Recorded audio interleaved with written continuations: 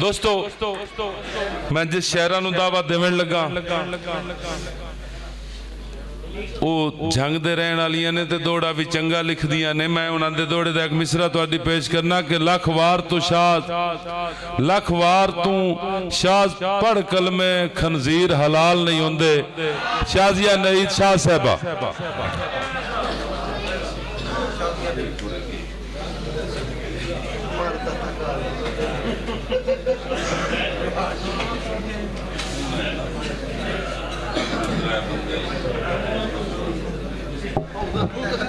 मैं कर दिंदा मैडम, नौकरी नहीं करनी।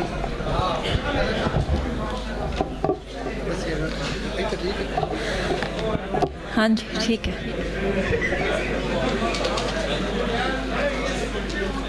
एक दौड़ा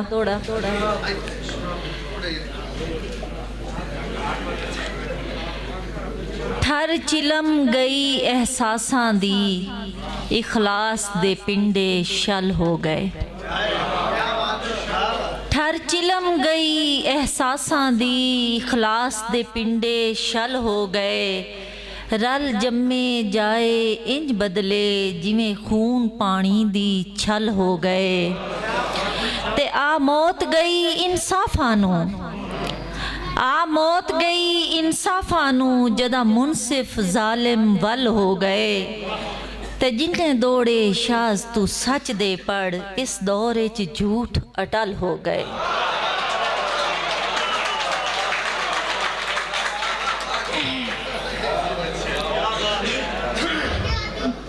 एक और दौड़ा,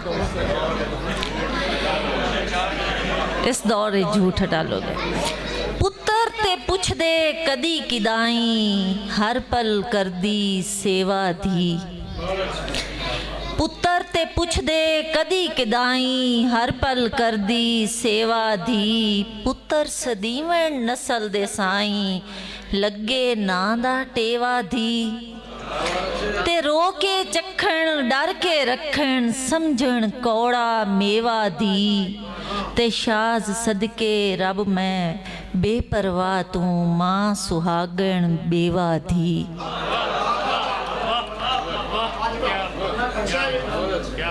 और दौड़ा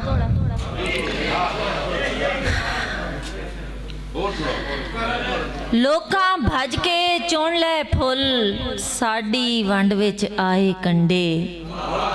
खाबां भुल भुलेखे पाया, खुली अख तचाए कंडे। ते लोग सियाणे बच के लंघ गए, कमलियां झोली पाए कंडे। ते शाज फुलां दी सेज विछाई, कैंचा हेठ विछाए कंडे।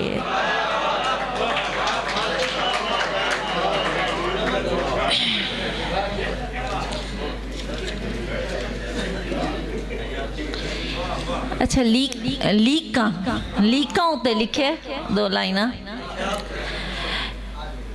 लीकां दा इस्तेमाल मतलब मिट्टी उत्ते पाके लीकां, कड्ढां फालां रख उड़ीकां।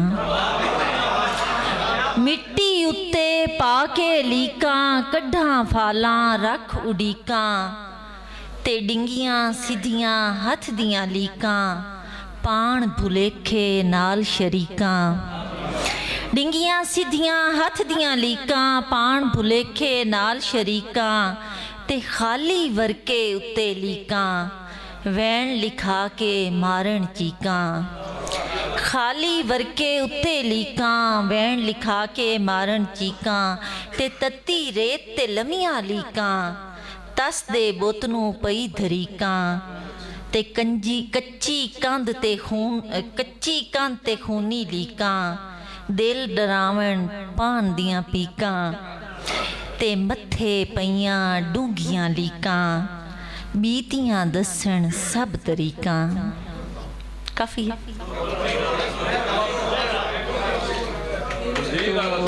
जी जी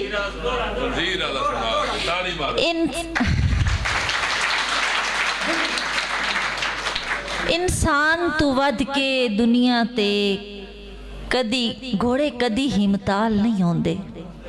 ਇਨਸਾਨ ਤੋਂ ਵੱਧ ਕੇ ਦੁਨੀਆ ਤੇ ਘੋੜੇ ਕਦੀ ਹੀ ਮਤਾਲ ਨਹੀਂ ਆਉਂਦੇ ਤੇ ਹੁਬ ਨਾਲ ਅਜ਼ਾਨਾਂ ਪੈ ਦੇਵਣ ਸਾਰੇ ਬਸ਼ਰ ਬਿਲਾਲ ਨਹੀਂ ਆਉਂਦੇ ਤੇ ਹੁਬ ਨਾਲ ਅਜ਼ਾਨਾਂ ਪੈ ਦੇਵਣ ਸਾਰੇ ਬਸ਼ਰ ਬਿਲਾਲ ਨਹੀਂ ਆਉਂਦੇ ਤੇ ਫਿਤਰਤ ਬੁਨਿਆਦ ਹਰ ਸ਼ੈ ਦੀ ਕਦੀ ਠੱਗ ਲਜਪਾਲ ਨਹੀਂ ਆਉਂਦੇ ਤੇ ਜਿਹੜੇ ਕਲਮੇ ਪੜ੍ਹ ਕੇ ਪਾਕ ਚੱਕਰ ਖੰਜ਼ੀਰ ਹਲਾਲ ਨਹੀਂ ਆਉਂਦੇ।